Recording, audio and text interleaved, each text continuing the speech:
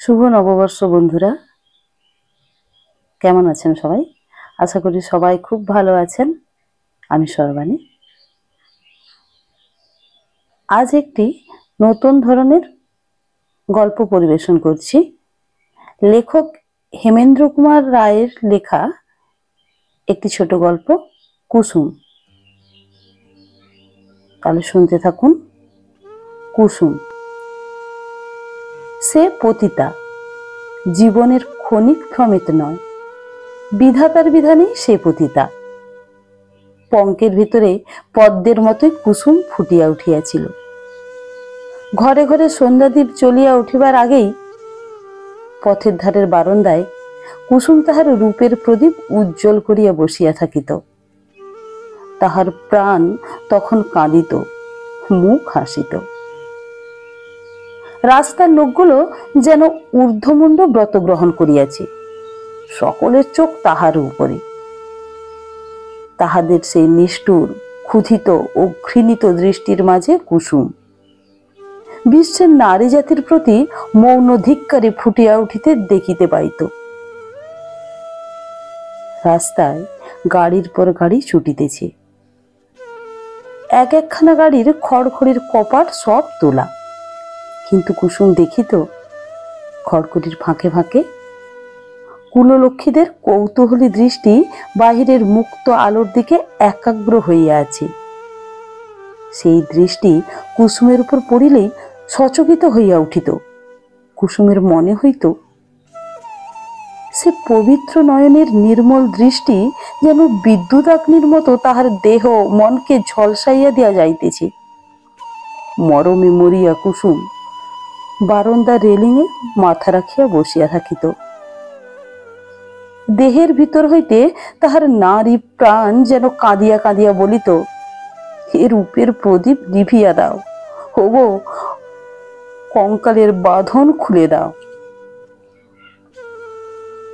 বারান্দা হইতে কুসুম সেদিন উৎকণ্ঠিত হইয়া দেখিল, ট্রাম গাড়ি থেকে নামিতে গিয়া একটি ভদ্রলোক পা ফসকাইয়া রাস্তার উপরে পড়িয়া গেল।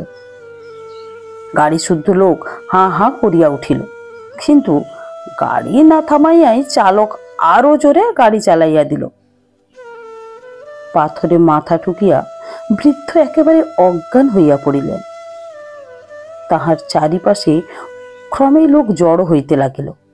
একজন বলিল, ওহে, মাথা দিয়া রক্ত পড়ছে যে। আর একজন বলিল, মরে যায়নি তো? আর একজন বলিল, হুম। আর একজন বলিল, মরেনি, কিন্তু মরতে কতক্ষণ? চলো হে, এখনই পুলিশ টুলিশ এসে পড়বে আর সাক্ষী মেরে থানায় ধরে নিয়ে যাবে। বারান্দার উপরে ঝুঁকিয়া পড়িয়া আকুল চোখে কুসুম দেখিল সবাই গোলমাল করিতেছে। বৃদ্ধকে সাহায্য করা কাহারও ইচ্ছা নয়। কুসুম আর থির থাকিতে পারিল না, তাড়াতাড়ি উপর হইতে নামিয়া আসিল। ভিড় ঠেলিয়া সে ভিতরে গেল। অচেতন বৃদ্ধের দিকে একবার চাহিয়া কুসুম বলিল, আপনারা একে দয়া করে আমার ঘরে তুলে দিয়ে আসবেন, নইলে ইনি মারা যাবেন। ৩-৪ জন লোক ছুটিয়া আসিল। ভিড়ের ভিতরে ফিসফিস করে একজন বলিল, বুড়োটা এর কে রে? আর একজন বলিল, তার বুঝতে পারছো না মেরাকান্ত? সে একটা অর্থপূর্ণ ইশারা করিল। অনেকেই হো হো করিয়া হাসিয়া উঠিল। কুসুম সেসব কানেও তুলিল না। চোখ নামাইয়া সে মাটির দিকে তাকাইয়া রহিল। ৪ জন লোকে ধরাধরি করিয়া বৃদ্ধকে তুলিয়া ধরিল। তখনও তার জ্ঞান নাই, মাথায় রক্ত পড়াও বন্ধ হয় নাই। তার মুখ একদিকে হেলিয়া আছে, হাত দুখানি অসহায়ভাবে দুদিকে ঝুলিয়া পড়িয়াছে। কুসুম আস্তে আস্তে হাত দুটি আবার বৃদ্ধের বুকের উপরে তুলিয়া দিল। পিছন হইতে কে একটা অসভ্য উচ্চকণ্ঠে বলিয়া উঠিল, যত্ন করবার এমন মনের মানুষ পেলে আমিও বাবা দিনে ২০০ বার ট্রাম থেকে পড়ে যেতে রোজ রাজি আছি। এক রাত একদিন গিয়াছে, বৃদ্ধ তেমনি অজ্ঞান। কুসুম একরকম খাওয়া দাওয়া ভুলিয়া তাহার সেবা শুশ্রূষা করিতেছে। সে নিজের কাপড় ছিঁড়িয়া বৃদ্ধের ক্ষতস্থানে বাঁধিয়া দিয়াছে। রাত ভোর জাগিয়া বিছানার পাশে বসিয়া তাকে পাখার হাওয়া করিয়াছে। বাড়ির তলায় একজন ডাক্তার থাকিত। কুসুম তাহাকে ডাকিয়াও আনিয়াছিল, কিন্তু সকাল গেল, বিকাল গেল, কই রোগী তো এখনো চোখ মিলিয়া চাহিল না। কুসুম ভাবনায় পড়িল। সন্ধ্যার সময় বৃদ্ধের গায়ে হাত দিয়া কুসুম দেখিল গা যেন আগুন। ভয় পাইয়া তখনই সে চাকরকে একজন নামজাদা ডাক্তার ডাকিয়া আনিতে বলিল। ডাক্তার আসিল। সে বয়সে যুবক, সবে বিলাত হইতে ফিরিয়াছি। পরীক্ষার পর ডাক্তার বলিল, এর অবস্থা বড় ভালো নয়। কুসুম কাতরে বলিল, তবে কি হবে? ভালো করে চিকিৎসা হলে বিশেষ কোনো ভয় নেই। রোগীর মাথায় ব্যান্ডেজ বাঁধিয়া ও প্রেসক্রিপশন লিখিয়া ডাক্তার উঠিয়া দাঁড়াইল। কুসুম ডাক্তারের হাতে ভিজিটের টাকা কটা গুজিয়া দিল। আঙুল দিয়া টাকাগুলি অনুভব করিতে করিতে কুসুমের দিকে চাহিয়া ডাক্তার বলিল, ইনি তোমার কে? কুসুম কি উত্তর দিবে ভাবিতেছি, কিন্তু তার আগেই ডাক্তার বলে, ইনি বুঝি। ডাক্তার কি বলিবে সেটা আগে থাকিতেই আন্দাজ করিয়া তাহার কথা শেষ না হইতে হইতেই কুসুম সবেগে মাথা নাড়া দিয়া বলিয়া উঠিল, না না না। তবে কুসুম অল্প দু চার কথায় সব বুঝাইয়া দিল। ডাক্তার খানিকক্ষণ কি ভাবিল, তারপর বলিল, দেখো তুমি এক কাজ করো, একে কাল সকালেই হাসপাতালে পাঠিয়ে দাও। সেখানে ভালো চিকিৎসাও হবে, আর হঠাৎ কিছু হয়ে গেলে তোমারও কোনো দায় দোষ থাকবে না।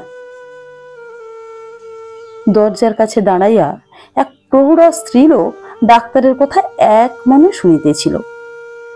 এখন হঠাৎ সে ঘরের ভিতরে ঢুকিয়া বলিল, আমিও তাই বলি ডাক্তার বাবু। দেখো দেখিনি কোথাকার আপদ কার ঘাড়ে এসে পড়ল। ওষুধের মতিচ্ছন্ন হয়েছে, আমার কথাতে কিছুতেই ও কান পাতবে না। আপনাদের 5 জনের দয়ায় কোনো রকমে 2 টাকা 5 টাকা ঘরে আসে, তাও হ্যানারে তেনারে, রোগীকে ডাক্তার রে, ওষুধ রে, পথ্যি রে। ভালো মানুষের কি ওসব পোষায় না ভালো দেখায়? তা তুই। কোন রকম উত্তরের অপেক্ষা না রাখিয়া আপন মনে সে গড় গড় করিয়া বলিয়া যাইতেছিল, কিন্তু কুসুম অধীর হইয়া বলিয়া উঠিল, যা তুই থাম বলছি। থামবো? কেন থামবো? কথা বলবো না? ফের যদি ক্যাচ ক্যাচ করবি তাহলে এই ঘর দিয়ে। বলিতে বলিতে কুসুম জলের ঘটির দিকে হাত বাড়াইল। কুসুমের মা ভয় পাইয়া ঘর থেকে বাহির হইয়া নিচে নামিয়া গেল এবং সেখান হইতেই অকথ্য ভাষায় মেয়েকে গালি পাড়িতে লাগিল। সেদিকে কান্না পাতিয়া কুসুম ডাক্তারকে বলিল, এর জ্ঞান হবে কখন? ডাক্তার এতক্ষণ চুপটি করিয়া কি এক চোখে কুসুমের দিকে চাইয়াছিল। তাহার প্রশ্ন শুনিয়া বলিল, আজ রাতেই জ্ঞান হতে পারে, তবে বলা যায় না। তারপর হাত বাড়াইয়া বিছানার উপর হইতে টুপিটা তুলিয়া লইয়া বলিল, তবে আমি এখন চললুম। আসুন। কুসুম ডাক্তারকে নমস্কার করিল। যাইতে যাইতে হঠাৎ দাঁড়াইয়া পড়িয়া ডাক্তার বলিল, দেখো তোমার ভিজিটের টাকা ফিরিয়ে নাও। কুসুম বিস্ময়ে বলিল, কেন? ডাক্তার স্নিগ্ধ চোখে কুসুমের চকিত চোখের দিকে চাহিয়া শুধু বলিল, না। কুসুম অত্যন্ত সন্দেহ ও বিরক্তির সহিত কহিল, কেন নেবেন না, বলুন আপনি। কুসুমের মনের ভাব বুঝিয়া ডাক্তার মুখ টিপিয়া নীরবে হাস্য করিল। তারপর হাতের টাকাগুলো ঝনঝন শব্দে বিছানার উপর ছুড়িয়া দিয়া জুতা মসমস করিতে করিতে তাড়াতাড়ি চলিয়া গেল। কুসুম খানিকটা ঘাড় হিট করিয়া দাঁড়াইয়া রহিল। আপন মনে অস্ফুট ও দুঃখিত কণ্ঠে বলিল, এমন পোড়া মন নিয়ে সংসারে এসেছি যে সাধুকেও সন্দেহ হয়। অনেক রাতে রোগীর জ্ঞান হইল। পাশ ফিরিয়া থামিয়া থামিয়া তিনি বহিলেন,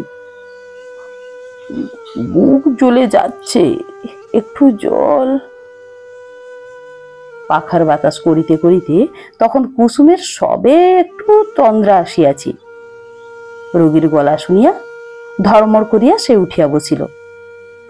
তাড়াতাড়ি খুঁজা হইতে একটা কাচের গেলাসে জল গড়াইয়া সে রোগীর মুখের কাছে ধরিল। জল পান করিয়া রোগী আরাম পাইলেন। কুসুম তাহার তপ্ত কপালে আপনার ঠান্ডা হাত দুখানি আলতোভাবে বুলাইয়া দিতে লাগিল। তিনি আহ বলিয়া চোখ বুঝিলেন। খানিক পরে আবার তাহার তৃষ্ণা পাইল। কুসুম আবার জল দিল। রোগী খানিকক্ষণ বিষণ্ণ দৃষ্টিতে চাহিয়া রহিলেন। কে মা সুধা? মুখ ফিরাইয়া কুসুম বলিল, না না, আমি পোড়া কপালি। রোগী চোখ খুলিয়া আপনা আপনি বলিলেন, এত রাত অব্দি জেগে বসে আছিস মা? মা, সে কি কথা, সে কি সুর! কুসুমের সারা বুক ভরিয়া উঠিল। খাটের পরে মাথা রাখিয়া সে এক মনে সেই সুর আপন মনের মধ্যে উল্টাইয়া পাল্টাইয়া শুনিতে লাগিল। তার বোধ হইল সে যেন এই বিপন্ন বৃদ্ধের আপন কন্যা। বাবা যে কেমন কুসুম তো একথা কখনোই জানে নাই। আজ যেন তারই একটা অজানা আনন্দের আভাস প্রাণে তার জাগিয়া উঠিল। হঠাৎ ঘরের দরজার বাহির হইতে করাঘাত হইল।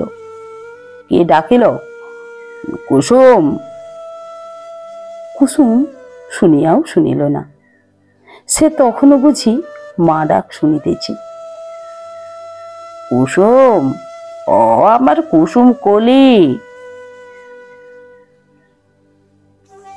কুসুম চুপ।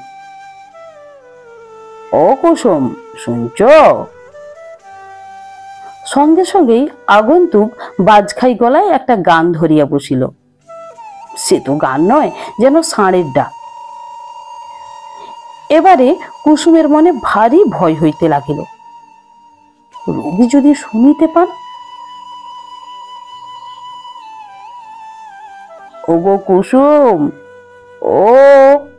কিন্তু কথা শেষ হইতে না হইতেই হঠাৎ নীরবে দরজাটা খুলিয়া গেল এবং বিদ্যুতের মতো বাহিরের মুখ বাড়াইয়া নিম্ন অথচ তীব্র স্বরে কুসুম বলিল, ফের যদি কুসুম কুসুম করবে তাহলে ঝাঁটা মেরে বেশ ছেড়ে দেব, বেরো এখান থেকে। যেমন সহসা দরজাটা খুলিয়াছিল অমনি সহসা আবার সেটা বন্ধও হইয়া গেল। পরদিনের সন্ধ্যাবেলা কুসুম জানালার কাছে একলাটি বসিয়াছিল। আজ সকালে রোগীর জ্বর হঠাৎ বাড়িয়া উঠাতে কুসুম ভয় পাইয়া অনিচ্ছা সত্ত্বেও রোগীকে হাসপাতালে পাঠাইয়া দিয়াছি। না দিয়ার উপায় কি? আপন জীবনের মলিনতা কুসুমকে সবসময় কাতর করিয়া রাখিত। ওই মলিনতার ভিতরে থাকিয়াও সে যে একটা ভালো কাজ করিতে পারিয়াছে, এটা ভাবিয়াও মন তার সন্তোষ ও পুলকে ভরিয়া উঠিতেছিল। আর রোগীর উপরে তার কেমন একটা মায়াও পড়িয়া গিয়াছিল। রোগীর সেই রোগ ও কাতর মুখখানি এখনো তার প্রাণের ফাঁকে ফাঁকে উকি মারিতেছিল। দিনের ভেতরে 4-5 বার চাকর পাঠাইয়া কুসুম রোগীর খবর লইয়াছে, জানিয়াছে যে রোগীর বাড়ির লোকেরা কেমন করিয়া সংবাদ পাইয়া হাসপাতালে আসিয়াছে। 3-4 দিন পরে শুনিল রোগীর জ্বর বন্ধ হইয়াছে, কাল তিনি নিজের বাড়ি ফিরিবেন। একটা অস্বস্তির নিঃশ্বাস ফেলিয়া কুসুম ভগবানকে ধন্যবাদ দিল। ঠিক করিল আজই সে রোগীকে একবার দেখিতে যাইবে। হাসপাতালের সম্মুখে আসিয়া কুসুম গাড়ি হইতে নামিল। ফুলদার রেশমি চাদরখানি মাথার উপরে টানিয়া দিয়া চাকরের সঙ্গে চলিল। চাকর তাহাকে রোগীর ঘর চিনাইয়া দিল। আস্তে আস্তে দরজা ঠেলিয়া কুসুম ভিতরে ঢুকিল। একটা বালিশে ঠেসান দিয়া বৃদ্ধ বসিয়া আছেন, পাশে একটি যুবক ও একটি বয়স্কা রমণী। বৃদ্ধ কি কথা কহিতেছিলেন, হঠাৎ কুসুমকে ঢুকিতে দেখিয়া বলিতে বলিতে থামিয়া গেলেন। কুসুম সংকুচিত ভাবে আগাইয়া গিয়া বৃদ্ধের পায়ে মাথা ছোঁয়াইয়া ভক্তিমতী কন্যার মতো প্রণাম করিল। কুসুমের দিকে চাহিয়া বিস্মিত বৃদ্ধ বলিলেন, কে মা তুমি? কুসুম মৃদু স্বরে বলিল, আমাকে চিনতে পারছেন বাবা? ভালো করিয়া কুসুমের মুখ দেখিতে দেখিতে বৃদ্ধ বলিলেন, চিনি চিনি করছি বটে, বোধহয় অসুখের সময়ে তোমায় কোথাও দেখেছি, তাই নয় কি? কুসুম ঘাড় নাড়িয়া জানাইল, হ্যাঁ। রসু মনে পড়েছে, তুমি কি আমার গায়ে হাত বুলিয়ে দিয়েছিলে, আমাকে জল খেতে দিয়েছিলে? ট্রাম থেকে পড়ে গেলার পর আপনাকে আমি আমার ঘরে তুলে নিয়ে গিয়েছিলাম। আপনি আমার বাড়িতে 2 রাত ছিলেন। তারপর আপনার জ্বর বেড়ে ওঠাতে আমি ভয় পেয়ে আপনাকে এখানে পাঠিয়ে দিই। আপনি ভালো আছেন শুনে একবার দেখে যেতে এসেছি। বৃদ্ধ মুখ নিচু করে কি ভাবিতে লাগিলেন। তারপর কুসুমের পা থেকে মাথা পর্যন্ত একবার খরচোখে দেখিয়া লইয়া চিন্তিত ভাবে বলিলেন, তোমার ঘরে তোমার হাতে আমি জল খেয়েছি? বলো কি? হ্যাঁ? বৃদ্ধের ভাব দেখিয়া কুসুম থ হইয়া গেল। তীব্র স্বরে বৃদ্ধ বলিলেন, হ্যাঁ হ্যাঁ, আরো মনে পড়েছে, তুমি আমাকে দুধ আর সাবুও খেতে দিয়েছিলে। একটু থামিয়া হঠাৎ বিছানার উপরে সোজা হইয়া বসিয়া উগ্র কণ্ঠে তিনি আবার বলিয়া উঠিলেন, গণিকা তুই জানিস আমি ব্রাহ্মণ? কুসুমের মাথা হেট হইয়া গেল। আমার জাত মেরেছিস? তার চেয়ে আমি মরে গেলাম না কেন? পাপিষ্টা, আবার কি করতে এখানে তুই এসেছিস? কুসুম কিছু বলিতে পারিল না, হাড়ষ্ট ও জড়সড় হইয়া দাঁড়াইয়া রহিল। বৃদ্ধ কর্কশ স্বরে বলিলেন, কথা ক, বল কি চাস তুই? বকশিস? বকশিস? কুসুমকে ঠিক যেন কি একটা ধাক্কা মারিল। গর্বিত ভাবে হঠাৎ মাথা তুলিয়া দৃঢ় স্বরে সে বলিল, হ্যাঁ। বালিশের তলা থেকে একখানা 10 টাকার নোট বাহির করিয়া বৃদ্ধ অবজ্ঞা ভরে কুসুমের দিকে ছুড়িয়া ফেলিয়া দিলেন। নোটখানা কুসুমের গায়ে লাগিয়া মাটিতে পড়িয়া গেল। কুসুম হেড হইয়া নোটখানা তুলিয়া লইল। তারপর কোনো দিকে না চাহিয়া নত মুখে দৃঢ়পদে ঘর ছাড়িয়া চলিয়া গেল। কুসুম রাস্তায় আসিয়া দাঁড়াইল। একটা খোড়া ভিখারি হাত পাতিয়া বলিল, মা, কিছু ভিক্ষে দাও মা। কুসুম অত্যন্ত তাড়াতাড়ি নোটখানা ভিখারির হাতে গুজিয়া দিল। ভিখারি প্রথমটা হতভম্ব হইয়া গেল। তারপর কুসুমের পায়ের তলায় পড়িয়া গদগদ কণ্ঠে বলিল, জয় হোক রাজাম্মা, জয় হোক। কিন্তু সে জয়ধ্বনি কুসুমের কানে প্রবেশ করিল না। বধির হইয়া সে রৌদ্রদীপ্ত আকাশের অনন্ত নীলিমার দিকে চাহিয়া, হায় তাহার অশ্রু অন্ধ চোখে বিশ্ব আজও অন্ধকার, অন্ধকার। বন্ধুরা, আমার এই গল্প পাঠটি যদি আপনাদের ভালো লেগে থাকে তাহলে আমার গল্পটিতে একটি লাইক দিয়ে আমার চ্যানেলটি সাবস্ক্রাইব করে আমার সঙ্গে থাকার অনুরোধ রইল।